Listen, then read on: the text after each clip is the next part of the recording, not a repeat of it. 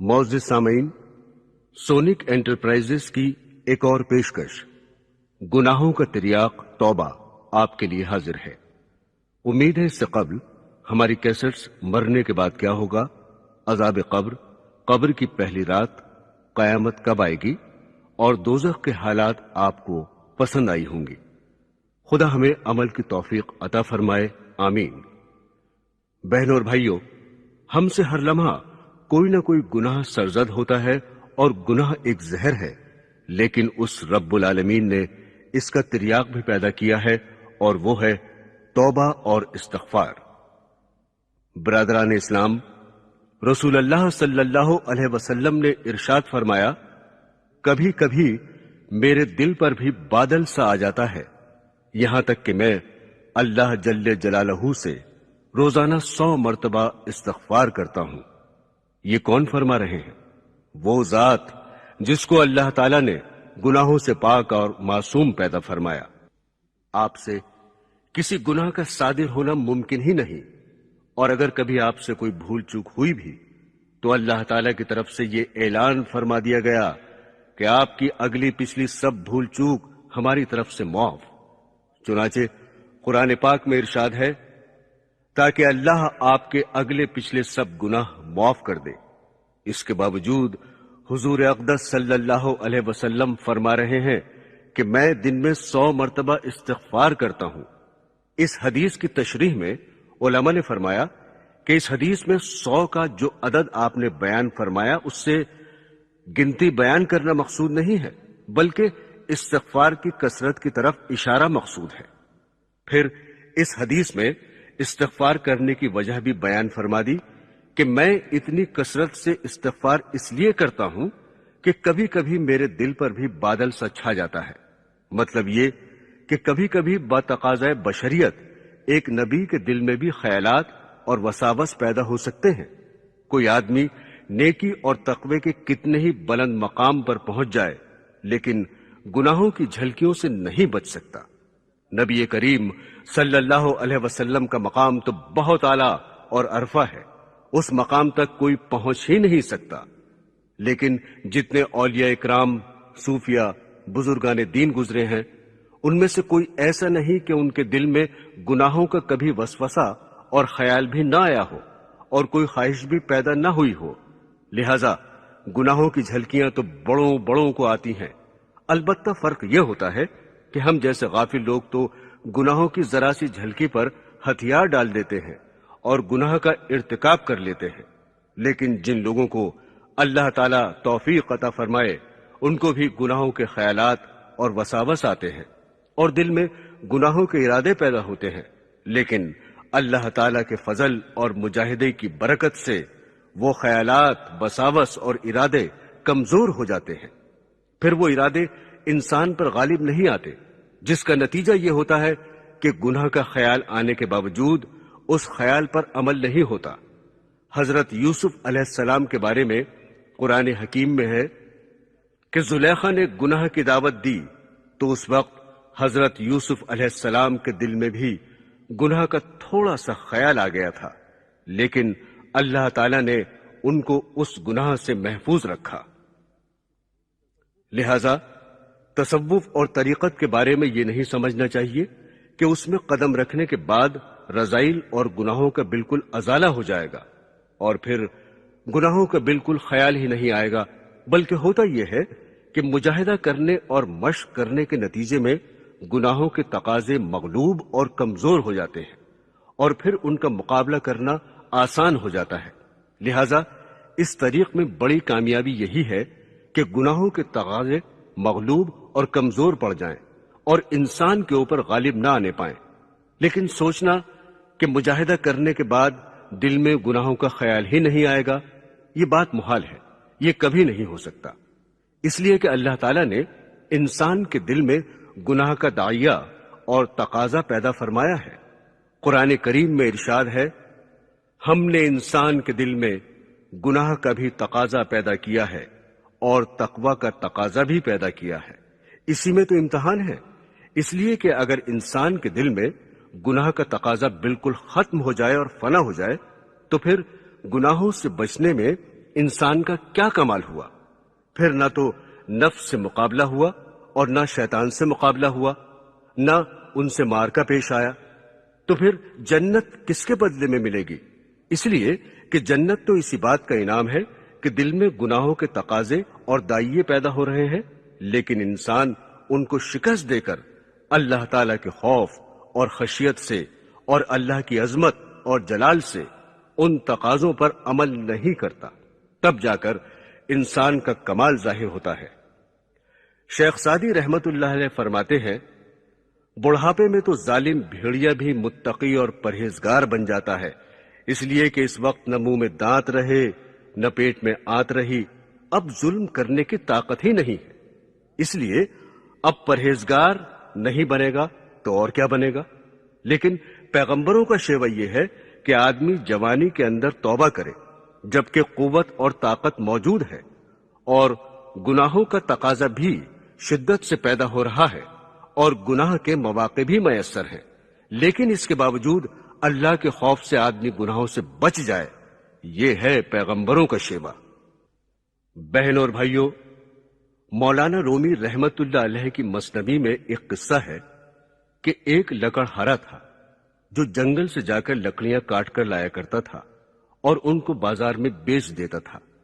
ایک مرتبہ جب لکڑیاں کاٹ کر لایا، لکڑیوں کے ساتھ ایک بڑا سانپ بھی لپٹ کر آ گیا۔ اس کو پتہ نہیں چلا، لیکن جب گھر پہنچا تب اس نے دیکھا کہ ایک سانپ بھی آ گیا ہے، البتہ اس میں جان نہیں تھی۔ ایسا معلوم ہو رہا تھا کہ وہ مردہ ہے، اس لیے اس لکڑہارے نے اس کی طرف کوئی خاص توجہ نہیں دی، وہیں گھر کے اندر ہی رہنے دیا، باہر نکالنے کی ضرورت محسوس نہیں کی۔ لیکن جب اس کو گرمی پہنچی تو اس کے اندر حرکت پیدا ہونی شروع ہو گئی اور آہستہ آہستہ اس نے رینگنا شروع کر دیا۔ لکڑہارا غفلت میں لیٹا ہوا تھا، اس سانپ نے جا کر اس کو ڈس لیا۔ اب گھر والے پریشان ہوئے کہ یہ تو مردہ سانپ تھا، زندہ کیسے ہو گیا؟ اور پھر اس نے زندہ ہو کر ڈس لیا۔ اس کے بعد مولانا رومی رحمت اللہ علیہ فرماتے ہیں کہ انسان کے نفس کا بھی یہی حال ہے۔ جب انسان کسی اللہ والے کی صحبت میں رہ کر مجاہدات اور ریاضتیں کرتا ہے تو اس کے نتیجے میں یہ نفس کمزور ہو جاتا ہے اور ایسا معلوم ہوتا ہے کہ اب مردہ ہو چکا ہے، لیکن حقیقت میں وہ مردہ نہیں ہوتا۔ اگر انسان اس کی طرف سے غافل ہو جائے تو کسی بھی وقت زندہ رہ کر ڈس لے گا۔ چنانچہ مولانا رومی رحمت اللہ علیہ فرماتے ہیں کہ یہ انسان کا نفس بھی اژدہے کی مانند ہے، ابھی مرا نہیں ہے، لیکن چونکہ مجاہدے اور ریاضتیں کرنے کی چوٹیں اس پر پڑی ہیں اس لیے یہ افسردہ پڑا ہوا ہے، لیکن کسی وقت بھی زندہ ہو کر ڈس لے گا۔ لہذا کسی لمحے بھی نفس سے غافل ہو کر مت بیٹھو۔ حضرات گرامی، جس طرح اللہ تعالی نے نفس اور شیطان دو زہریلی چیزیں پیدا فرمائی ہیں جو انسان کو پریشان اور خراب کرتی ہیں اور جہنم کے عذاب کی طرف انسان کو لے جانا چاہتی ہیں، اسی طرح ان دونوں کا تریاق بھی بڑا زبردست پیدا فرمایا۔ اللہ تعالی کی حکمت سے یہ بات بعید تھی کہ زہر تو پیدا فرما دیتے اور اس کا تریاق پیدا نہ فرماتے، اور وہ تریاق بڑا زبردست پیدا فرمایا کہ فوراً اس زہر کا اثر ختم کر دیتا ہے، اور وہ تریاق ہے استغفار، توبہ۔ عام طور پر دو لفظ استعمال ہوتے ہیں، ایک استغفار اور ایک توبہ۔ اصل ان میں سے توبہ ہے اور استغفار اس توبہ کی طرف لے جانے والا راستہ ہے، اور یہ توبہ تین چیزوں کا مجموعہ ہوتی ہے۔ جب تک یہ تینوں چیزیں جمع نہ ہو اس وقت تک توبہ کامل نہیں ہوتی۔ ایک یہ کہ جو غلطی اور گناہ سرزد ہوا ہے اس پر ندامت اور شرمندگی ہو، پشیمانی اور دل شکستگی ہو۔ دوسرے یہ کہ جو گناہ ہوا اس کو فی الحال فوراً چھوڑ دے، اور تیسرے یہ کہ آئندہ گناہ نہ کرنے کا عزم کامل ہو۔ جب تین چیزیں جمع ہو جائیں تب توبہ مکمل ہوتی ہے، اور جب توبہ کر لی تو وہ توبہ کرنے والا شخص گناہوں سے پاک ہو گیا۔ حدیث شریف میں ہے کہ جس نے گناہ سے توبہ کر لی وہ ایسا ہو گیا جیسے اس نے گناہ کیا ہی نہیں۔ صرف یہی نہیں کہ اس کی توبہ قبول کر لی بلکہ اللہ تعالیٰ کی رحمت اور کرم دیکھیے کہ توبہ کرنے والے کے نامہ اعمال ہی سے وہ گناہ مٹا دیتے ہیں، اور آخرت میں اس گناہ کا ذکر و فکر بھی نہیں ہوگا کہ اس بندے نے فلاں وقت میں فلاں گناہ کیا تھا۔ برادران اسلام، ہر انسان کے ساتھ یہ جو دو فرشتے ہیں جن کو کرامن کاتبین کہا جاتا ہے، جو انسان کی نیکیاں اور برائیاں لکھتے ہیں، دائیں طرف والا فرشتہ نیکیاں لکھتا ہے اور بائیں طرف والا فرشتہ برائیاں لکھتا ہے۔ اللہ تعالیٰ نے دائیں طرف والے فرشتے کو بائیں طرف والے فرشتے کا امیر مقرر کیا ہے، اس لیے کہ اللہ تعالیٰ کا حکم ہے کہ جہاں کہیں دو آدمی مل کر کام کریں تو ان میں سے ایک امیر ہو اور دوسرا مامور ہو۔ لہذا جب انسان کوئی نیک عمل کرتا ہے تو دائیں طرف والا فرشتہ فوراً اس کی نیکی کو لکھ لیتا ہے، اس لیے کہ اس کو نیکی لکھنے میں دوسرے فرشتے سے پوچھنے کی حاجت اور ضرورت نہیں، کیونکہ وہ امیر ہے۔ اور بائیں طرف والا فرشتہ چونکہ دائیں طرف والے فرشتے کا ماتحت ہے، اس لیے جب بندہ کوئی گناہ اور غلطی کرتا ہے تو بائیں طرف والا فرشتہ دائیں طرف والے فرشتے سے پوچھتا ہے کہ اس بندے نے فلاں گناہ کیا ہے، میں اس کو لکھوں یا نہیں؟ تو دائیں طرف والا فرشتہ کہتا ہے نہیں، ابھی مت لکھو، ابھی ٹھہر جاؤ، ہو سکتا ہے کہ یہ بندہ توبہ کر لے، اگر لکھ لو گے تو پھر مٹانا پڑے گا۔ تھوڑی دیر کے بعد پھر پوچھتا ہے کہ اب لکھ لوں؟ وہ کہتا ہے کہ ٹھہر جاؤ، ہو سکتا ہے کہ یہ توبہ کر لے۔ پھر جب تیسری مرتبہ یہ فرشتہ پوچھتا ہے اور بندہ اس وقت تک توبہ نہیں کرتا تو اس وقت وہ کہتا ہے کہ اب لکھ لو۔ برادران اسلام، دیکھا آپ نے، اللہ تعالی کی رحمت یہ ہے کہ بندے کو گناہ کے بعد مہلت دیتے ہیں کہ وہ گناہ سے توبہ کر لے، معافی مانگ لے، تاکہ اس کے نامہ اعمال میں لکھنا ہی نہ پڑے۔ لیکن کوئی شخص توبہ نہ کرے تو پھر لکھ دیا جاتا ہے، اور اس کے لکھنے کے بعد بھی مرتے دم تک دروازہ کھلا ہے کہ جب چاہو توبہ کر لو، اس کو اپنے نامہ اعمال سے مٹوا لو۔ ایک مرتبہ جب سچے دل سے توبہ کر لو گے تو وہ گناہ تمہارے نامہ اعمال سے مٹا دیا جائے گا، اور جب تک نزع کی حالت اور غرغرہ کی حالت طاری نہ ہو اس وقت تک توبہ کا دروازہ کھلا ہوا ہے۔ ایک بڑے عالی مقام عجیب و غریب بزرگ تھے، اللہ تعالی نے ان کو عجیب فہم و فراست عطا فرمائی، عجیب باتیں ارشاد فرمایا کرتے تھے۔ ایک دن وہ توبہ پر بیان فرما رہے تھے، ان کے چھوٹے چھوٹے چٹکلے ہوا کرتے تھے۔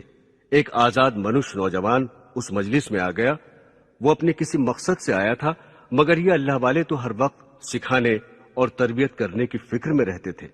چنانچہ اس نوجوان سے فرمانے لگے کہ میاں، لوگ سمجھتے ہیں کہ یہ دین بڑا مشکل ہے۔ ارے یہ دین کچھ بھی مشکل نہیں، رات کو بیٹھ کر اللہ تعالیٰ سے توبہ کر لیا کرو، بس یہی سارا دین ہے۔ جب وہ نوجوان چلا گیا تو حاضرین میں سے ایک شخص نے پوچھا، حضرت، یہ توبہ واقعی بڑی عجیب و غریب چیز ہے، لیکن دل میں ایک سوال رہتا ہے جس کی وجہ سے بے چینی سی رہتی ہے۔ فرمانے لگے کہ کیا ہے؟ اس نے کہا، حضرت، توبہ کی 3 شرطیں ہیں۔ ایک یہ کہ دل میں ندامت ہو، دوسرا یہ کہ فوراً اس گناہ کو چھوڑ دے، تیسرا یہ کہ آئندہ کے لیے یہ عزم کر لے کہ آئندہ یہ گناہ کبھی نہیں کروں گا۔ ان میں سے پہلی 2 باتوں پر تو عمل کرنا بہت آسان ہے کہ گناہ پر ندامت بھی ہو جاتی ہے اور اس گناہ کو اس وقت چھوڑ بھی دیا جاتا ہے، لیکن تیسری شرط کہ یہ پختہ عزم کرنا کہ آئندہ یہ گناہ نہیں کروں گا، یہ بڑا مشکل معلوم ہوتا ہے، اور پتہ ہی نہیں چلتا کہ یہ پختہ عزم صحیح ہوا یا نہیں، اور جب عزم صحیح نہیں ہوا تو توبہ بھی صحیح نہیں ہوئی، اور جب توبہ صحیح نہیں ہوئی تو اس گناہ کے باقی رہنے اور اس کے معاف نہ ہونے کی پریشانی رہتی ہے۔ جواب میں حضرت نے فرمایا، جاؤ میاں، تم تو عزم کا مطلب بھی نہیں سمجھتے۔ عزم کا مطلب یہ ہے کہ اپنی طرف سے یہ ارادہ کر لو کہ آئندہ یہ گناہ نہیں کروں گا۔ اب اگر یہ ارادہ کرتے وقت دل میں یہ دھڑکا اور اندیشہ لگا ہوا ہے کہ پتہ نہیں میں اس عزم پر ثابت قدم رہ سکوں گا یا نہیں، تو اندیشہ اور دھڑکا اس عزم کی منافی نہیں، اور اس اندیشے اور خطرے کی وجہ سے توبہ میں کوئی نقص نہیں آتا، بشرطے کہ اپنی طرف سے پختہ ارادہ کر لیا ہو اور دل میں جو خطرہ لگا ہوا ہے اس کا علاج یہ ہے کہ توبہ کرنے کے ساتھ ساتھ اللہ تعالیٰ سے دعا کر لو کہ یا اللہ، میں توبہ تو کر رہا ہوں اور آئندہ نہ کرنے کا عزم تو کر رہا ہوں، لیکن میں کیا اور میرا عزم کیا؟ میں بہت کمزور ہوں، معلوم نہیں کہ اس عزم پر ثابت قدم رہ سکوں گا یا نہیں۔ یا اللہ، آپ ہی مجھے اس عزم پر ثابت قدم فرما دیجئے، آپ ہی مجھے استقامت عطا فرمائیے۔ جب یہ دعا کر لی تو انشاءاللہ وہ خطرہ اور اندیشہ زائل ہو جائے گا۔ حضرت سری سختی رحمت اللہ علیہ، جو بڑے درجے کے اولیاء اللہ میں سے ہیں، حضرت جنید بغدادی رحمت اللہ علیہ کے شیخ ہیں، وہ فرماتے ہیں کہ جب تک تمہیں گناہوں سے ڈر لگتا ہو اور گناہ کر کے دل میں ندامت پیدا ہوتی ہو، اس وقت تک مایوسی کا کوئی جواز نہیں۔ ہاں، یہ بات بڑی خطرناک ہے کہ دل سے گناہ کا ڈر مٹ جائے اور گناہ کرنے کے بعد دل میں کوئی ندامت پیدا نہ ہو اور انسان گناہ پر سینہ زوری کرنے لگے اور اس گناہ کو جائز کرنے کے لیے تعویلیں کرنا شروع کر دے۔ البتہ جب تک دل میں ندامت پیدا ہوتی ہے اس وقت تک مایوسی کا کوئی راستہ نہیں۔ تو برادران اسلام، جب تک اللہ تعالیٰ نے توبہ کا دروازہ کھولا ہوا ہے تو پھر مایوسی کیسی؟ یہ جو بعض اوقات ہمارے دل میں خیال آتا ہے کہ ہم تو بڑے مردود ہو گئے ہیں، ہم سے عمل وغیرہ ہوتے ہی نہیں، گناہوں میں مبتلا ہیں، اس خیال کے بعد مایوسی دل میں پیدا ہو جاتی ہے۔ یاد رکھو، یہ مایوسی پیدا کرنا بھی شیطان کا حربہ ہے۔ وہ دل میں مایوسی پیدا کر کے انسان کو بے عمل بنانا چاہتا ہے، اس لیے اس کو مایوس ہونے کی کوئی ضرورت نہیں، بس اللہ تعالیٰ کے حضور حاضر ہو کر استغفار کرے اور توبہ کرے، سب گناہ معاف ہو جائیں گے۔ بہرحال توبہ کے اندر 3 چیزیں شرط ہیں، ان کے بغیر توبہ کامل نہیں ہوتی۔ دوسری چیز ہے استغفار۔ یہ استغفار توبہ کے مقابلے میں عام ہے۔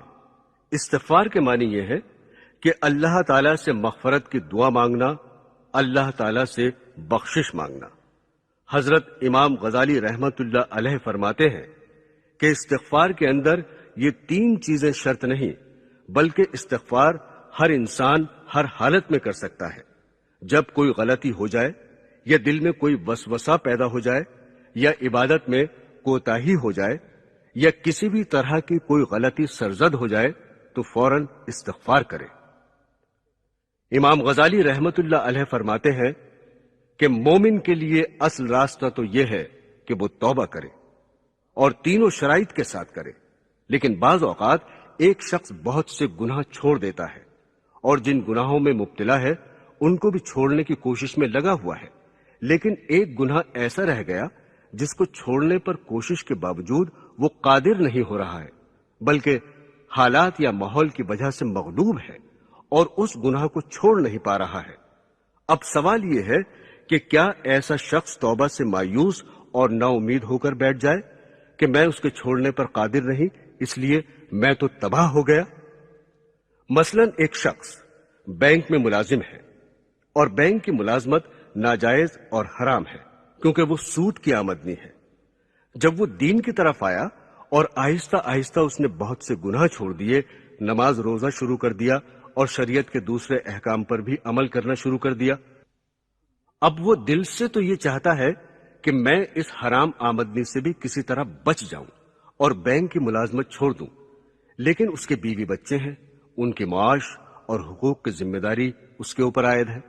اب اگر وہ ملازمت چھوڑ کر الگ ہو جائے تو خطرہ اس بات کا ہے کہ پریشانی اور تکلیف میں مبتلا ہو جائے، جس کی وجہ سے وہ بینک کی ملازمت چھوڑنے پر قادر نہیں ہو رہا، البتہ دوسری جائز ملازمت کی تلاش میں لگا ہوا ہے۔ تو کیا ایسا شخص مایوس ہو کر بیٹھ جائے اس لیے کہ مجبوری کی وجہ سے ملازمت چھوڑ نہیں سکتا، جس کی وجہ سے چھوڑنے کا عزم بھی نہیں کر سکتا، جبکہ توبہ کے اندر چھوڑنے پر عزم کرنا شرط ہے؟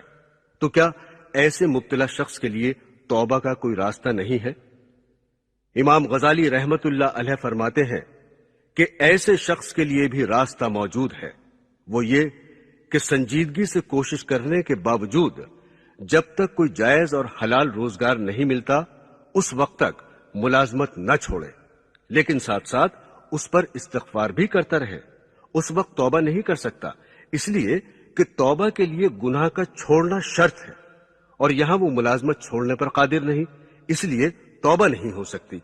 البتہ اللہ تعالیٰ سے استغفار کرے اور یہ کہے کہ یا اللہ، یہ کام تو غلط ہے اور گناہ ہے، مجھے اس پر ندامت اور شرمندگی بھی ہے، لیکن یا اللہ میں مجبور ہوں اور اس کے چھوڑنے پر قادر نہیں ہو رہا ہوں، مجھے اپنی رحمت سے معاف فرما دیجئے اور مجھے اس گناہ سے نکال دیجئے۔ امام غزالی رحمت اللہ علیہ فرماتے ہیں کہ جو آدمی یہ کام کرے گا تو انشاءاللہ ایک نہ ایک دن آئندہ چل کر اس کو گناہ چھوڑنے کی توفیق ہو ہی جائے گی۔ ایک حدیث ہے کہ حضور اقدس صلی اللہ علیہ وسلم نے فرمایا کہ جو محض استغفار کرے وہ اصرار کرنے والوں میں شمار نہیں ہوتا۔ اسی بات کو قرآن کریم میں اللہ تعالیٰ نے اس طرح بیان فرمایا ہے کہ اللہ کے نیک بندے وہ ہیں کہ اگر کبھی ان سے غلطی ہو جائے یا اپنی جانوں پر ظلم کر لیں تو اس وقت وہ اللہ کو یاد کرتے ہیں اور اپنے گناہوں پر استغفار کرتے ہیں، اور اللہ کے سوا کون ہے جو گناہوں کی مغفرت کرے، اور جو گناہ انہوں نے کیا ہے اس پر اصرار نہیں کرتے۔ اس لیے استغفار تو ہر حال میں کرتے رہنا چاہیے۔ اگر کسی گناہ کے چھوڑنے پر قدرت نہیں ہو رہی ہے تب بھی استغفار نہ چھوڑے۔ بعض بزرگوں نے تو یہاں تک فرمایا کہ جس زمین پر گناہ اور غلطی سرزد ہوئی ہے اسی زمین پر استغفار کر لے، تاکہ جس وقت وہ زمین تمہارے گناہ کی گواہی دے اس کے ساتھ وہ تمہارے استغفار کی بھی گواہی دے کہ اس بندے نے ہمارے سامنے استغفار بھی کر لیا تھا۔ برادران اسلام، حضرت ابو ہریرہ رضی اللہ تعالی عنہ سے روایت ہے کہ رسول اللہ صلی اللہ علیہ وسلم نے ارشاد فرمایا کہ اس ذات کی قسم جس کے ہاتھ میں میری جان ہے۔ حضور اقدس صلی اللہ علیہ وسلم کو جب کوئی بات زور دے کر تاکید اور اہتمام کے ساتھ بیان کرنی مقصود ہوتی تو قسم کھا کر وہ بات بیان فرماتے، اور قسم میں بھی یہ الفاظ فرماتے کہ اس ذات کی قسم جس کے ہاتھ میں میری جان ہے۔ اگر تم بالکل گناہ نہ کرو تو اللہ تعالیٰ تمہارا وجود ختم کر دے اور ایسے لوگوں کو پیدا کریں جو گناہ کریں اور پھر استغفار کریں، اور پھر اللہ تعالیٰ ان کی مغفرت فرما دے۔ اس حدیث میں اس بات کی طرف اشارہ فرما دیا کہ اگر انسان کی تخلیق سے یہ مقصود ہوتا کہ ہم ایسی مخلوق پیدا کریں جس کے اندر گناہ کرنے کی صلاحیت ہی موجود نہ ہو تو پھر انسان کو پیدا کرنے کی ضرورت ہی نہیں تھی، پھر تو فرشتے ہی کافی تھے، اس لیے کہ وہ ایسی مخلوق ہے جو ہر وقت طاعت اور عبادت ہی میں لگی رہتی ہے اور اللہ تعالیٰ کی تسبیح اور تقدیس ہی میں مشغول رہتی ہے، اس میں گناہ کرنے کی صلاحیت ہی نہیں۔ اگر گناہ کرنا چاہے تو بھی نہیں کر سکتی، لیکن انسان ایک ایسی مخلوق ہے جس میں اللہ تعالیٰ نے نیکی اور گناہ دونوں کی صلاحیت ودیعت فرمائی ہے، اور پیش نظر یہ تھا کہ انسان میں گناہوں کی صلاحیت ہونے کے باوجود وہ گناہوں سے پرہیز کرے، اور اگر کبھی کوئی گناہ ہو جائے تو فوراً استغفار کرے۔ اب اگر انسان یہ عمل نہ کرے تو اس کو پیدا کرنے کی کیا ضرورت تھی؟ پھر تو فرشتے ہی کافی تھے۔ چنانچہ جب آدم علیہ السلام کو پیدا کیا جا رہا تھا تو فرشتوں نے یہی کہا تھا کہ یہ آپ کون سی مخلوق پیدا فرما رہے ہیں جو زمین پر خوریزی کرے گی، فساد مچائے گی، اور ہم آپ کی تسبیح و تقدیس میں دن رات لگے رہتے ہیں۔ تو اللہ تعالیٰ نے ان کے جواب میں فرمایا، میں وہ باتیں جانتا ہوں جو تم نہیں جانتے، اس لیے کہ گناہ کی صلاحیت ہونے کے باوجود جب یہ مخلوق گناہوں سے اجتناب کرے گی تو یہ تم سے بھی آگے بڑھ جائے گی، اس لیے کہ تم جو گناہوں سے بچ رہے ہو اس میں تمہارا کوئی کمال نہیں، کیونکہ تمہارے اندر گناہ کرنے کی صلاحیت ہی نہیں ہے۔ مثلاً ایک آدمی نابینا ہے، اس کو کچھ دکھائی نہیں دیتا، اگر وہ کسی غیر محرم کو نہ دیکھے، فلم نہ دیکھے، فحش قسم کی تصویر نہ دیکھے تو اس میں اس کا کیا کمال ہے؟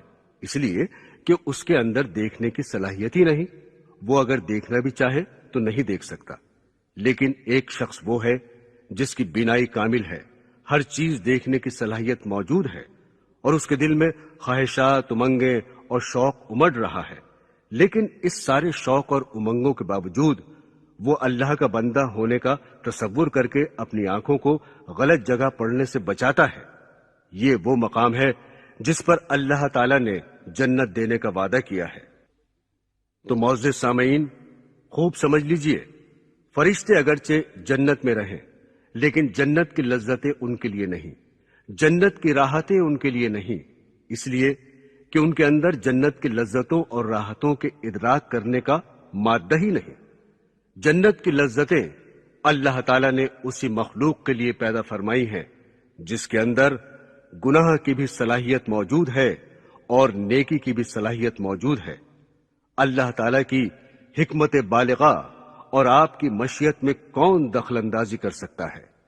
اس نے اپنی حکمت بالغہ ہی سے سارا جہاں اس لیے پیدا فرمایا تاکہ اس جہاں کے اندر ایسا انسان تخلیق کرے جس کے اندر گناہ کرنے کی بھی صلاحیت ہو، اور پھر وہ گناہ سے رکے، اور اگر کبھی بھول چوک اور بشریت کے تقاضے سے کوئی گناہ ہو جائے تو فوراً وہ استغفار کرے، اور اس استغفار کرنے کے نتیجے میں وہ انسان اللہ تعالیٰ کی غفاری کا، اس کی ستاری کا اور اس کے غفور و رحیم ہونے کا مرید بنتا ہے۔ اب اگر گناہ ہی نہ ہوتا تو پھر اللہ تعالیٰ کی غفاری کہاں ظاہر ہوتی؟ بہنوں اور بھائیوں، بزرگوں نے فرمایا کہ اس کائنات میں کوئی چیز حکمت اور مصلحت سے خالی نہیں، حتیٰ کہ کفر بھی حکمت سے خالی نہیں۔ چنانچہ مولانا رومی رحمت اللہ علیہ فرماتے ہیں کہ اس کارخانے میں کفر کی بھی ضرورت ہے، اس لیے کہ اگر بو لہب نہ ہوتا یعنی کافر نہ ہوتا تو جہنم کی آگ کس کو جلاتی؟ لہذا گناہ بھی اللہ تعالیٰ کی مشیت کا ایک حصہ ہے، اور اس گناہ کی خواہش بندے کے اندر اس لیے پیدا کی گئی تاکہ وہ بندہ اس خواہش کو کچلے اور اس کو جلائے، کیونکہ بندہ اس خواہش کو جتنا کچلے گا، جتنا جلائے گا، اتنا ہی اس کا تقوی کامل ہوگا اور تقوی کا نور اس کو حاصل ہوگا۔ اللہ تعالیٰ نے مولانا رومی رحمت اللہ علیہ کو مثال دینے میں کمال عطا فرمایا تھا۔ آپ مثال دینے میں امام تھے۔ فرماتے ہیں یہ دنیا کی شہوتیں، لذتیں اور گناہ اس لحاظ سے بڑے کام کی چیزیں ہیں کہ یہ اللہ تعالیٰ نے تمہیں ایندھن عطا کیا ہے تاکہ تم اس ایندھن کو جلا کر تقوی کا حمام روشن کر سکو، اس لیے کہ تقوی کا حمام اسی ایندھن کے ذریعے روشن ہوگا۔ لہذا جس وقت گناہ کی بھرپور خواہش پیدا ہو رہی ہو، گناہ کا تقاضا دل میں موجیں مار رہا ہو، دل مچل رہا ہو، بےتاب ہو رہا ہو، اس وقت تم اس خواہش اور اس تقاضے کو اللہ تعالیٰ کے لیے کچل دو، اور جب اس کو کچل دو گے اور جلا دو گے تو اس کے ذریعے تقوی کا حمام روشن ہوگا اور تقوی کا نور حاصل ہوگا۔ اب اگر یہ گناہ کا تقاضا ہی نہ ہوتا تو تمہیں اس حمام کو روشن کرنے کا یہ ایندھن کہاں سے حاصل ہوتا؟ برادران اسلام، ایک حدیث میں ہے کہ ایک شخص کے دل میں نامحرم پر نگاہ ڈالنے کا تقاضا اور شوق پیدا ہوا، لیکن اس اللہ کے بندے نے اس شوق اور تقاضے کے باوجود اس نگاہ کو نامحرم پر ڈالنے سے روک لیا اور یہ سوچا کہ میرے اللہ اور میرے مالک نے اس عمل سے منع فرمایا ہے۔ حدیث شریف میں ہے کہ جو شخص اللہ تعالیٰ کو یاد کر کے اس تقاضے کو روک لے گا تو اللہ تعالیٰ اس کو ایمان کی ایسی حلاوت عطا فرمائیں گے کہ اگر وہ نظر ڈال لیتا تو اس کو ایسی حلاوت حاصل نہ ہوتی جو اللہ تعالیٰ اس کو نظر نہ ڈالنے کی وجہ سے ایمان کی حلاوت عطا فرمائیں گے۔ دیکھیے، یہی گناہ کا تقاضا ایمان کی حلاوت حاصل ہونے کا ذریعہ بن گیا۔ اگر یہ گناہ کا تقاضا اور داعیہ نہ ہوتا تو ایمان کی حلاوت حاصل نہ ہوتی۔ اب سوال پیدا ہوتا ہے کہ جب اللہ تعالیٰ کو بندے سے گناہ کرانا نہیں تو پھر اس گناہ کو پیدا ہی کیوں کیا؟ اس کا جواب یہ ہے کہ گناہ کے پیدا کرنے میں اللہ تعالیٰ کی دو حکمتیں اور مصلحتیں ہیں۔ ایک مصلحت تو یہ ہے کہ جب بندہ پوری کوشش کر کے اس گناہ سے بچنے کا اہتمام کرے گا تو اس کو تقوی کا نور حاصل ہوگا، اور اللہ تعالیٰ کا قرب حاصل ہوگا، کیونکہ انسان جتنا جتنا گناہ سے دور ہوتا جائے گا اسی اعتبار سے اس کے درجات میں ترقی ہوتی چلی جائے گی۔ قرآن کریم میں اللہ تعالیٰ نے فرمایا، جو شخص اللہ سے ڈرے گا تو اللہ تعالیٰ اس کے لیے نئے نئے راستے پیدا فرمائیں گے۔ حضرات گرامی، حضرت معاویہ رضی اللہ تعالی عنہ کا ایک واقعہ سن لیجئے۔ حضرت معاویہ رضی اللہ تعالی عنہ روزانہ تہجد کی نماز کے لیے اٹھا کرتے تھے۔ ایک دن تہجد کے وقت آنکھ نہ کھلی، حتیٰ کہ تہجد کا وقت نکل گیا۔ چونکہ اس سے پہلے کبھی تہجد کی نماز نہیں چھوڑی تھی، چنانچہ اس کی وجہ سے ان کو اس قدر ندامت اور رنج ہوا کہ سارا دن روتے روتے گزار دیا کہ یا اللہ، مجھ سے آج تہجد کی نماز چھوٹ گئی۔ جب اگلی رات کو سوئے تو تہجد کے وقت ایک بزرگوار نے تشریف لا کر آپ کو تہجد کی نماز کے لیے جگانا شروع کر دیا کہ اٹھ کر تہجد پڑھ لو۔ حضرت معاویہ رضی اللہ تعالی عنہ فوراً اٹھ گئے اور اس سے پوچھا کہ تم کون ہو اور یہاں کیسے آئے؟ اس نے جواب دیا کہ میں وہی بدنام زمانہ ابلیس اور شیطان ہوں۔ حضرت معاویہ رضی اللہ تعالی عنہ نے پوچھا کہ تمہارا کام تو انسان کو غفلت میں مبتلا کرنا ہے، نماز کے لیے اٹھانے سے تمہارا کیا کام؟ شیطان نے کہا، بحث مت کرو، جاؤ تہجد پڑھو اور اپنا کام کرو۔ حضرت معاویہ رضی اللہ تعالی عنہ نے فرمایا کہ نہیں، پہلے بتاؤ کیا وجہ ہے، جب تک نہیں بتاؤ گے میں نہیں چھوڑوں گا۔ جب بہت اصرار کیا تو شیطان نے بتایا کہ بات دراصل یہ ہے کہ گزشتہ رات آپ پر میں نے غفلت طاری کر دی تھی تاکہ آپ کی تہجد کی نماز فوت ہو جائے۔ چنانچہ آپ کی تہجد کی نماز فوت ہو گئی، لیکن تہجد چھوٹ جانے کے نتیجے میں آپ نے سارا دن روتے روتے گزار دیا، اور اس رونے کے نتیجے میں آپ کے اتنے درجات بلند ہو گئے کہ اگر آپ اٹھ کر تہجد پڑھ لیتے تو آپ کے درجات اتنے بلند نہ ہوتے۔ یہ تو بہت خسارے کا سودا ہوا، اس لیے میں نے سوچا کہ آج آپ کو اٹھا دوں تاکہ اور زیادہ درجات کی بلندی کا راستہ پیدا نہ ہو۔ تو دیکھا حضرات گرامی آپ نے، یہ توبہ اور استغفار بڑی عظیم چیز ہے۔ اسی لیے ایک حدیث میں حضور اقدس صلی اللہ علیہ وسلم نے فرمایا کہ اگر ساری مخلوق بالکل گناہ ترک کر دے تو اللہ تعالیٰ دوسری مخلوق پیدا فرما دیں گے جو گناہ کرے گی، پھر اللہ تعالیٰ کے سامنے توبہ اور استغفار کرے گی تو اللہ تعالیٰ اس کے گناہوں کو معاف فرما دیں گے۔ بہرحال اس حدیث کے ذریعے حضور اقدس صلی اللہ علیہ وسلم نے ہمیں عملی تعلیم یہ دی ہے کہ اگر کبھی غلطی ہو جائے تو مایوس مت ہو جاؤ، بلکہ توبہ اور استغفار کی طرف رجوع کرو۔ البتہ اپنی طرف سے گناہ کا اقدام مت کرو، بلکہ گناہ سے بچنے کی پوری کوشش کرو، لیکن اگر گناہ ہو جائے تو توبہ و استغفار کر لو۔ بعض اوقات دل میں خیال ہوتا ہے کہ پھر تو گناہ چھوڑنے کی کوئی خاص ضرورت نہیں ہے، بلکہ گناہ بھی کرتے رہو اور استغفار اور توبہ بھی کرتے رہو۔ خوب سمجھ لیجئے کہ گناہ سے بچنا ہر انسان کے ذمے فرض عین ہے، اور اس کے لیے ضروری ہے کہ وہ اپنے آپ کو ہر گوشہ زندگی میں ہر وقت اپنے آپ کو گناہ سے بچائے۔ لیکن اگر بتقاضائے بشریت کبھی گناہ سرزد ہو جائے تو مایوس نہ ہو، بلکہ توبہ کر لے۔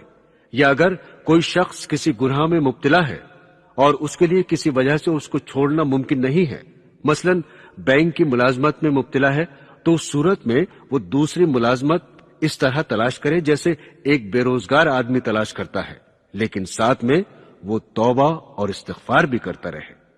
یا مثلا آپ نے یہ حدیث سنی ہوگی کہ جب انسان بیمار ہوتا ہے تو بیماری سے گناہ معاف ہوتے ہیں اور اس کے ذریعے درجات بلند ہوتے ہیں، اور بیماری جتنی زیادہ شدید ہوگی اتنے ہی انسان کے درجات زیادہ بلند ہوں گے۔ لیکن کیا اس حدیث کا یہ مطلب ہے کہ آدمی اللہ تعالیٰ سے بیماری مانگے یا کوشش کر کے بیمار پڑے تاکہ جب میں بیمار ہوں تو میرے گناہ معاف ہوں گے اور میرے درجات بلند ہوں گے؟ ظاہر ہے کہ بیماری ایسی چیز نہیں جس کو مانگا جائے اور جس کو حاصل کرنے کی کوشش کی جائے، جس کی تمنا کی جائے، بلکہ حدیث میں خود حضور اقدس صلی اللہ علیہ وسلم نے فرمایا کہ اللہ تعالیٰ سے عافیت مانگو، کبھی بیماری مت مانگو، لیکن اگر غیر اختیاری طور پر بیماری آ جائے تو اس کو اللہ تعالیٰ کی طرف سے سمجھو اور یہ سوچو کہ اس کے ذریعے ہمارے گناہ معاف ہو رہے ہیں اور ہمارے درجات بلند ہو رہے ہیں۔ بالکل اسی طرح گناہ بھی کرنے کی چیز نہیں، بلکہ باز رہنے کی چیز ہے، اجتناب کرنے کی چیز ہے۔ لیکن کبھی حالات کے تقاضے سے مجبور ہو کر گناہ ہو گیا تو پھر انسان توبہ و استغفار کی طرف رجوع کرے تو اس کے نتیجے میں اس کے درجات بلند ہوں گے۔ یہ ہے استغفار کی حقیقت۔ حضرات گرامی، پھر توبہ اور استغفار کی 3 قسمیں ہیں۔ ایک گناہوں سے توبہ و استغفار، دوسرے عبادات میں ہونے والی کوتاہیوں سے استغفار، تیسرے خود استغفار سے استغفار، یعنی استغفار کا بھی حق ادا نہیں کر سکے، اس سے بھی ہم استغفار کرتے ہیں۔ پہلی قسم یعنی گناہوں سے استغفار کرنا ہر انسان پر فرض ہے، کوئی انسان اس سے مستثنی نہیں۔ ہر انسان اپنے سابقہ گناہوں سے استغفار کرے۔ یہی وجہ ہے کہ تصوف اور طریقت میں سب سے پہلا قدم تکمیل توبہ ہے۔ اگلے تمام درجات تکمیل توبہ پر موقوف ہیں۔ جب تک توبہ کی تکمیل نہیں ہوگی آگے کچھ نہیں ہوگا۔ چنانچہ جب کوئی شخص اپنی اصلاح کے لیے کسی بزرگ کے پاس جاتا ہے تو وہ بزرگ سب سے پہلے توبہ کی تکمیل کراتے ہیں۔ امام غزالی رحمت اللہ علیہ فرماتے ہیں، جو شخص کسی شیخ کے پاس مرید ہونے کے لیے جائے تو اس کا سب سے پہلا کام تکمیل توبہ ہے، اور شیخ کے ہاتھ پر جو بیعت کی جاتی ہے وہ بھی در حقیقت توبہ ہی کی بیعت ہوتی ہے۔ بیعت کے وقت مرید اپنے پچھلے گناہوں سے توبہ کرتا ہے اور آئندہ گناہ نہ کرنے کا عزم اور عہد کرتا ہے۔ اس کے بعد شیخ اس کی توبہ کو تکمیل کراتا ہے۔ حضرات مشائخ فرماتے ہیں کہ تکمیل توبہ کے 2 درجے ہیں، ایک توبہ اجمالی اور دوسری توبہ تفصیلی۔ توبہ اجمالی یہ ہے کہ انسان ایک مرتبہ اطمینان سے بیٹھ کر اپنی پچھلی زندگی کے تمام گناہوں کو اجمالی طور پر یاد کر کے دھیان میں لا کر ان سب سے اللہ تعالی کے حضور توبہ کرے۔ توبہ اجمالی کا بہتر طریقہ یہ ہے کہ سب سے پہلے توبہ کی نیت سے 2 رکعت نماز پڑھے، اس کے بعد اللہ تعالی کے حضور عاجزی، انکساری، ندامت اور شرمندگی کے ساتھ ایک ایک گناہ کو یاد کر کے یہ دعا کرے، یا اللہ، اب تک میری پچھلی زندگی میں مجھ سے جو کچھ گناہ ہوئے ہیں، چاہے وہ ظاہری گناہ ہوں یا باطنی، حقوق اللہ سے متعلق ہوں یا حقوق العباد سے متعلق ہوں، چھوٹے گناہ ہوئے ہوں یا بڑے گناہ ہوئے ہوں، یا اللہ میں ان سب سے توبہ کرتا ہوں۔ یہ توبہ اجمالی ہوئی۔ لیکن توبہ اجمالی کرنے کا یہ مطلب نہیں کہ اب بالکل پاک صاف ہو گئے، اب کچھ نہیں کرنا، بلکہ اس کے بعد توبہ تفصیلی ضروری ہے۔ وہ اس طرح کہ جن گناہوں کی تلافی ممکن ہے ان کی تلافی کرنا شروع کر دے۔ جب تک انسان ان کی تلافی نہیں کرے گا اس وقت تک اس کی توبہ کامل نہیں ہوگی۔ مثلا فرض نمازیں چھوٹ گئی تھیں، اب جب نمازیں چھوٹ جانے کا خیال آیا تو اب توبہ کر لی، لیکن زندگی کے اندر موت سے پہلے ان نمازوں کو قضا کرنا واجب ہے، اور اگر توبہ کر کے اطمینان سے بیٹھ گیا اور نمازوں کی قضا نہیں کی تو اس صورت میں توبہ کامل نہیں ہوئی، اس لیے کہ جن گناہوں کی تلافی ممکن تھی ان کی تلافی نہیں کی۔ لہذا اصلاح کے اندر سب سے پہلا قدم یہ ہے کہ توبہ کی تکمیل کرے۔ جب تک یہ نہیں کرے گا اس وقت تک اصلاح ممکن نہیں۔ توبہ تفصیلی کے اندر سب سے پہلا معاملہ نماز کا ہے۔ بالغ ہونے کے بعد سے اب تک جتنی نمازیں قضا ہوئی ہیں ان کا حساب لگائے۔ بالغ ہونے کا مطلب یہ ہے کہ لڑکا اس وقت بالغ ہوتا ہے جب اس کو احتلام ہو، اور لڑکی اس وقت بالغ ہوتی ہے جب اس کو حیض آنا شروع ہو جائے۔ لیکن اگر کسی کے اندر یہ علامتیں ظاہر نہ ہو تو اس صورت میں جس دن 15 سال عمر ہو جائے گی اس وقت وہ بالغ ہو جاتا ہے، چاہے لڑکا ہو یا لڑکی ہو۔ اس دن سے اس کو بالغ سمجھا جائے گا، اس دن سے اس پر نماز بھی فرض ہے، روزے بھی فرض ہیں اور دوسرے فرائض بھی اس پر لاگو ہو جائیں گے۔ لہذا انسان سب سے پہلے یہ حساب لگائے کہ جب سے میں بالغ ہوا ہوں اس وقت سے اب تک کتنی نمازیں چھوٹ گئی ہیں۔ بہت سے لوگ تو ایسے بھی ہوتے ہیں جو دیندار گھرانے میں پیدا ہوئے اور بچپن ہی سے ماں باپ نے نماز پڑھنے کی عادت ڈال دی، جس کی وجہ سے بالغ ہونے کے بعد سے اب تک کوئی نماز قضا ہی نہیں ہوئی۔ اگر ایسی صورت ہے تو سبحان اللہ، اور ایک مسلمان گھرانے میں ایسا ہی ہونا چاہیے، اس لیے کہ حضور اقدس صلی اللہ علیہ وسلم کا ارشاد ہے کہ جب بچہ 7 سال کا ہو جائے تو اسے نماز کی تلقین کرو، اور جب بچہ 10 سال کا ہو جائے تو اس کو مار کر نماز پڑھواؤ، لیکن اگر بالفرض بالغ ہونے کے بعد غفلت کی وجہ سے نمازیں چھوٹ گئیں تو ان کی تلافی کرنا فرض ہے۔ تلافی کا طریقہ یہ ہے کہ اپنی زندگی کا جائزہ لے کر یاد کرے کہ میرے ذمے کتنی نمازیں باقی ہیں۔ اگر ٹھیک ٹھیک حساب لگانا ممکن ہو تو ٹھیک ٹھیک حساب لگا لے، لیکن اگر ٹھیک ٹھیک حساب لگانا ممکن نہ ہو تو اس صورت میں ایک محتاط اندازہ کر کے اس طرح حساب لگائے کہ اس میں نمازیں کچھ زیادہ تو ہو جائیں لیکن کم نہ ہو، اور پھر اس کو ایک کاپی میں لکھ لے کہ آج اس تاریخ میرے ذمے اتنی نمازیں فرض ہیں اور آج سے میں ان کو ادا کرنا شروع کر رہا ہوں، اور اگر میں اپنی زندگی میں ان نمازوں کو ادا نہ کر سکا تو میں وصیت کرتا ہوں کہ میرے ترکے سے ان نمازوں کا فدیہ ادا کر دیا جائے۔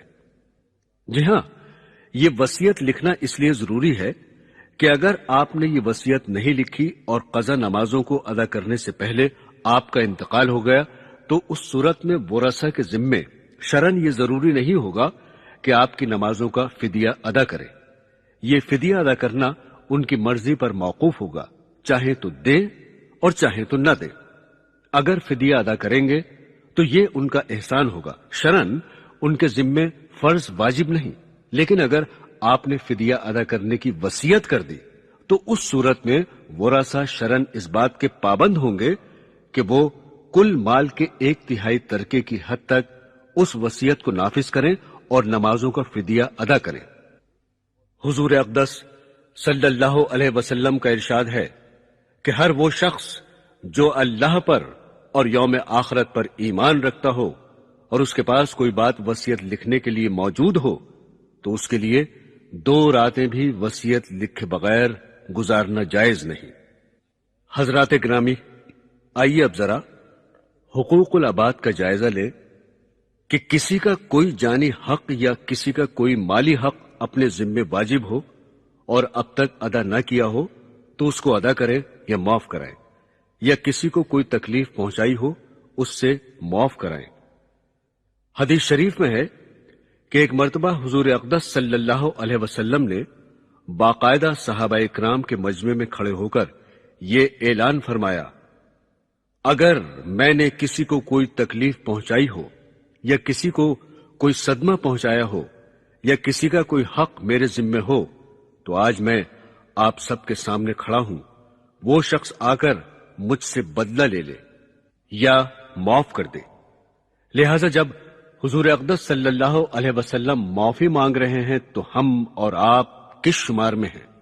لہذا زندگی میں اب تک جن جن لوگوں سے تعلقات رہے یا لین دین کے معاملات رہے یا اٹھنا بیٹھنا رہا یا عزیز و اقارب ہیں، ان سب سے رابطہ کر کے زبانی یا خط لکھ کر ان سے معلوم کریں، اور اگر ان کا تمہارے ذمے کوئی مالی حق نکلے تو اس کو ادا کریں، اور اگر مالی حق نہیں ہے بلکہ جانی ہے، مثلا کسی کی غیبت کی تھی، کسی کو برا بھلا کہہ دیا تھا یا کسی کو صدمہ پہنچایا تھا، ان سب سے معافی مانگنا ضروری ہے۔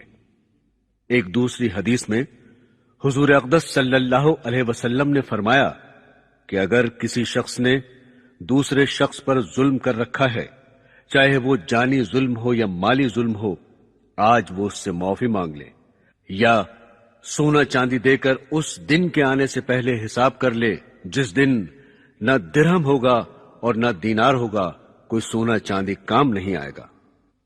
حضرات گرامی، حدیث شریف کا ایک مشہور واقعہ ہے کہ ایک شخص نے 99 آدمیوں کو قتل کر دیا تھا۔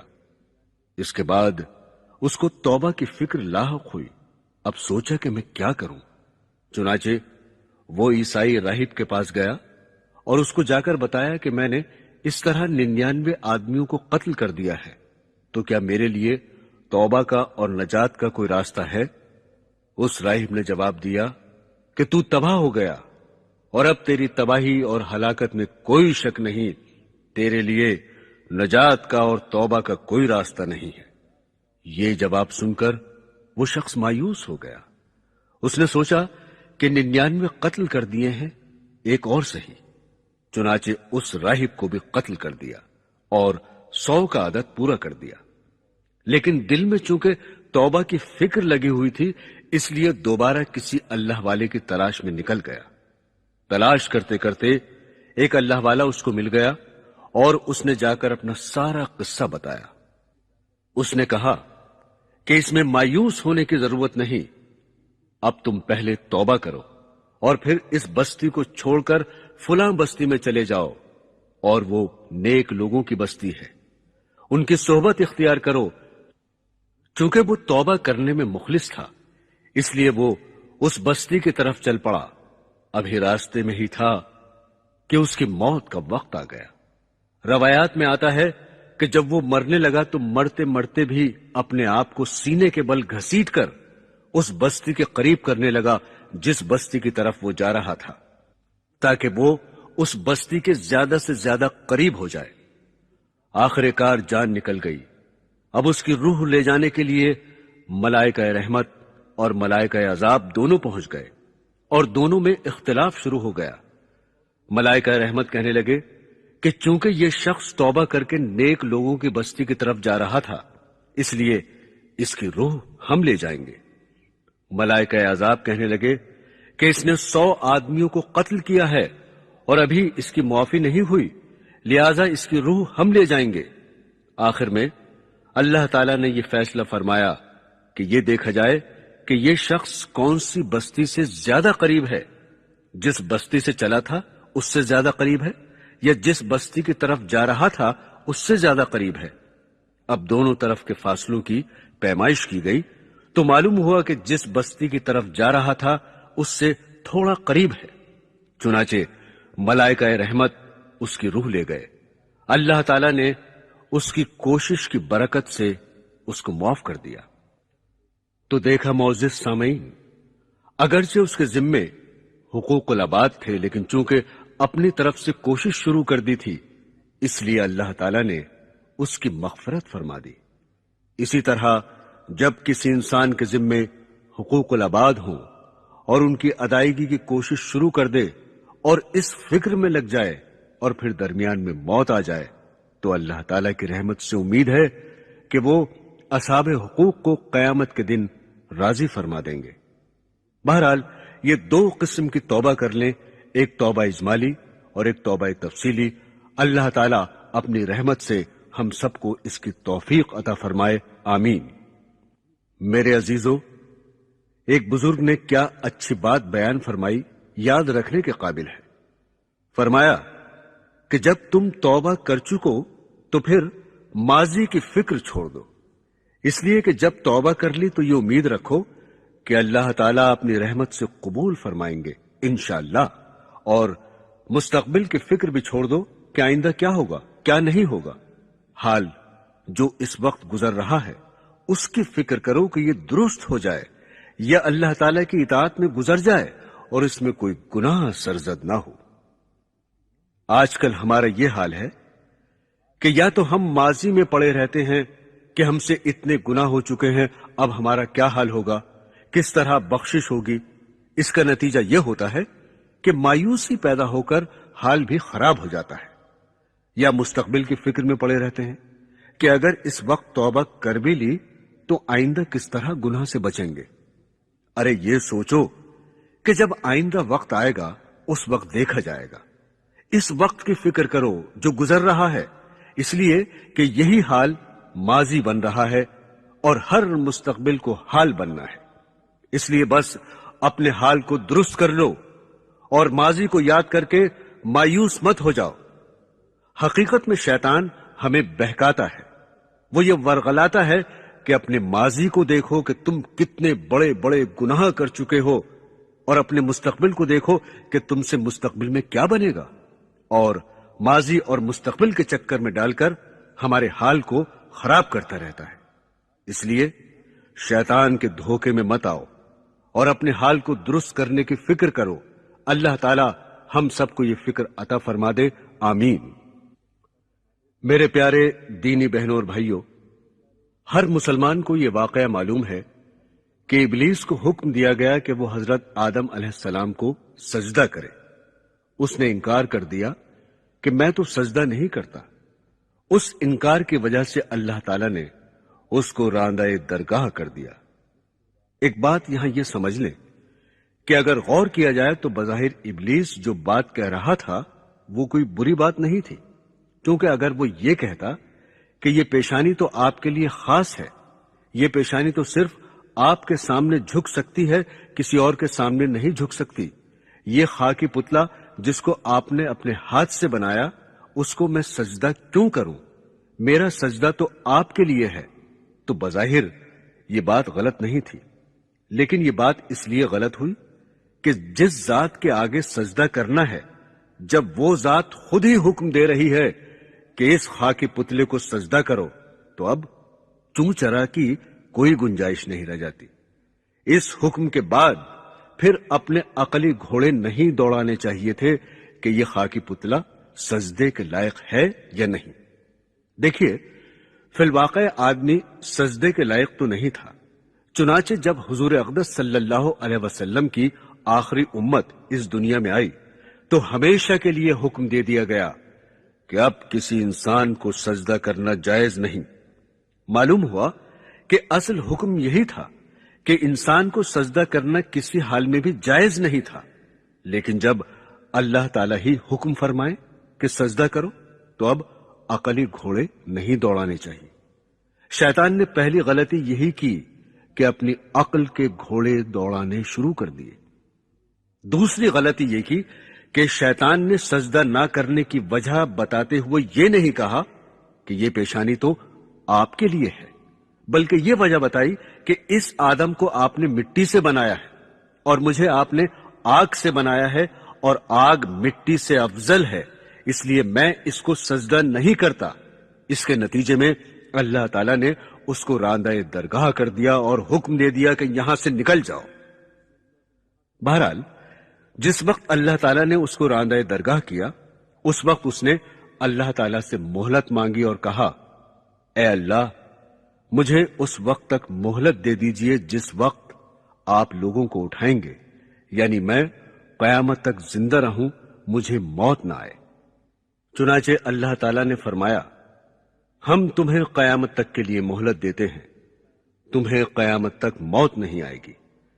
جب مہلت مل گئی تو اب اللہ تعالیٰ سے مخاطب ہو کر کہتا ہے کہ اے اللہ، میں آپ کی عزت کی قسم کھا کر کہتا ہوں کہ میں ابن آدم کے دل سے اس وقت تک نہیں نکلوں گا جب تک اس کے جسم میں روح باقی ہے، یعنی موت آنے تک نہیں نکلوں گا۔ اور یہ ابن آدم جس کی وجہ سے مجھے راندہ درگاہ ہونا پڑا، اس کے دل میں غلط قسم کے خیالات ڈالتا رہوں گا، اس کو بہکاتا رہوں گا، گناہوں کی خواہش اس کے دل میں پیدا کرتا رہوں گا اور اس کو گناہوں کی طرف مائل کرتا رہوں گا جب تک وہ زندہ ہے۔ شیطان کے جواب میں اللہ تعالیٰ نے فرمایا کہ میری عزت کی قسم، میں اس ابن آدم کے لیے توبہ کا دروازہ بھی اس وقت تک بند نہیں کروں گا جب تک اس کے جسم میں روح باقی ہے۔ تو اگر زہر ہے تو میں نے ہر ابن آدم کو اس زہر کا تریاق بھی دے دیا ہے کہ اس کے لیے توبہ کا دروازہ کھلا ہوا ہے۔ جب ابن آدم گناہوں سے توبہ کر لے گا تو میں تیرے سارے مکر و فریب اور تیرے سارے بہکاوے کو اس توبہ کے نتیجے میں ایک آن میں ختم کر دوں گا۔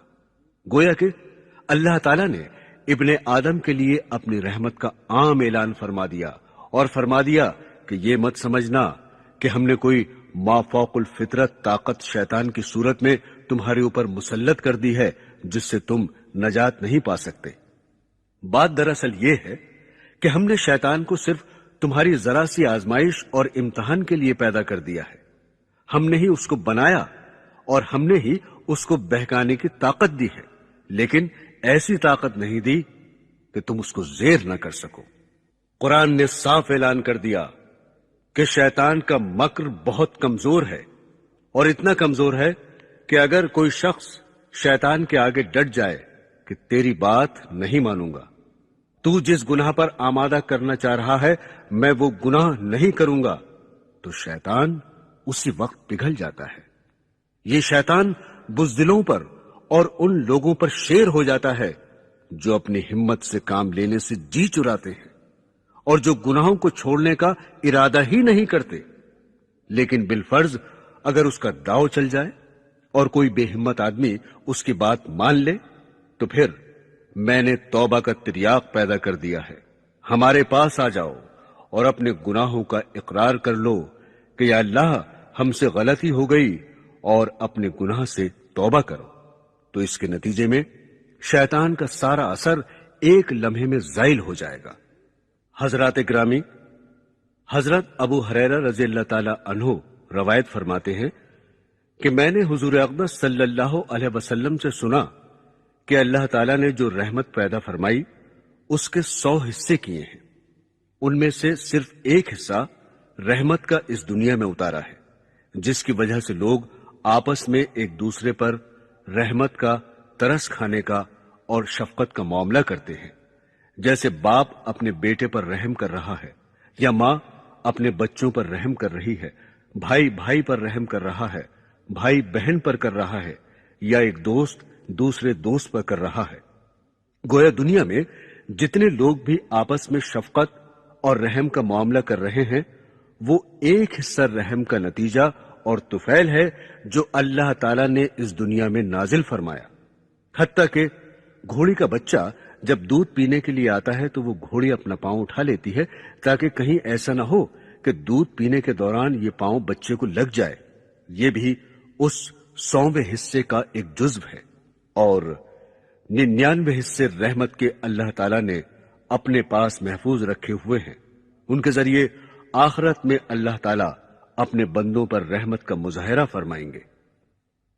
معزز سامعین، ایک اور حدیث حضرت ابو ہریرہ رضی اللہ تعالی عنہ سے مروی ہے، فرماتے ہیں ایک مرتبہ حضور اقدس صلی اللہ علیہ وسلم نے پچھلی امتوں کے ایک شخص کا واقعہ بیان فرمایا کہ ایک شخص تھا جس نے اپنی جان پر بڑا ظلم کیا تھا، بڑے بڑے گناہ کیے تھے، بڑی خراب زندگی گزاری تھی، اور جب اس کی موت کا وقت آیا تو اس نے اپنے گھر والوں سے وصیت کرتے ہوئے کہا کہ میں نے اپنی زندگی کو گناہوں اور غفلتوں میں گزارا ہے، کوئی نیک کام تو نہیں کیا ہے، اس لیے جب میں مر جاؤں تو میری لاش کو جلا دینا، اور جو راکھ بن جائے تو اس کو بالکل باریک پیس لینا، پھر اس راکھ کو مختلف جگہوں پر تیز ہوا میں اڑا دینا تاکہ وہ ذرات دور دور تک چلے جائیں۔ یہ وصیت میں اس لیے کر رہا ہوں کہ اللہ کی قسم اگر میں اللہ تعالیٰ کے ہاتھ آ گیا تو مجھے اللہ تعالیٰ ایسا عذاب دے گا کہ ایسا عذاب دنیا میں کسی اور شخص کو نہیں دیا ہوگا، اس لیے کہ میں نے گناہ ہی ایسے کیے ہیں کہ اس عذاب کا مستحق ہوں۔ جب اس شخص کا انتقال ہو گیا تو اس کے گھر والوں نے اس کی وصیت پر عمل کرتے ہوئے اس کی لاش کو جلا دیا، پھر اس کو پیسا اور پھر اس کو ہواؤں میں اڑا دیا، جس کے نتیجے میں اس کے ذرات دور دور تک بکھر گئے۔ یہ تو اس کی حماقت کی بات تھی کہ شاید اللہ تعالیٰ میرے ذرات کو جمع کرنے پر قادر نہیں ہوں گے، چنانچہ اللہ تعالیٰ نے ہوا کو حکم دیا کہ اس کے سارے ذرات جمع کر دو۔ جب ذرات جمع ہو گئے تو اللہ تعالیٰ نے حکم دیا کہ اس کو دوبارہ مکمل انسان جیسا تھا ویسا ہی بنا دیا جائے۔ چنانچہ وہ دوبارہ زندہ ہو کر اللہ تعالیٰ کے سامنے پیش کیا گیا۔ اللہ تعالیٰ نے اس سے سوال کیا کہ تم نے اپنے گھر والوں کو یہ سب عمل کرنے کی وصیت کیوں کی تھی؟ جواب میں اس نے کہا، اے اللہ، آپ کے ڈر کی وجہ سے، اس لیے کہ میں نے گناہ بہت کیے تھے اور ان گناہوں کے نتیجے میں مجھے یقین ہو گیا تھا کہ میں آپ کے عذاب کا مستحق ہو گیا ہوں اور آپ کا عذاب بڑا سخت ہے۔ تو میں نے اس عذاب کے ڈر سے یہ وصیت کر دی تھی۔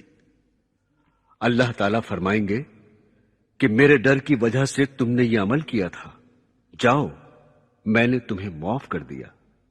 برادران اسلام، اللہ تعالیٰ ہم سب کو صحیح معنی میں اپنے گناہوں پر نادم ہونے اور توبہ کرنے کی توفیق عطا فرمائے اور اپنی رحمت سے ہم سب کی مغفرت فرمائے، آمین۔ معزز سامعین، سونک انٹرپرائزز کی اگلی کیسٹس داستان یوسف اور زلیخا اور دنیا سے دل نہ لگانا جلد ہی آپ کی خدمت میں پیش کی جائیں گی۔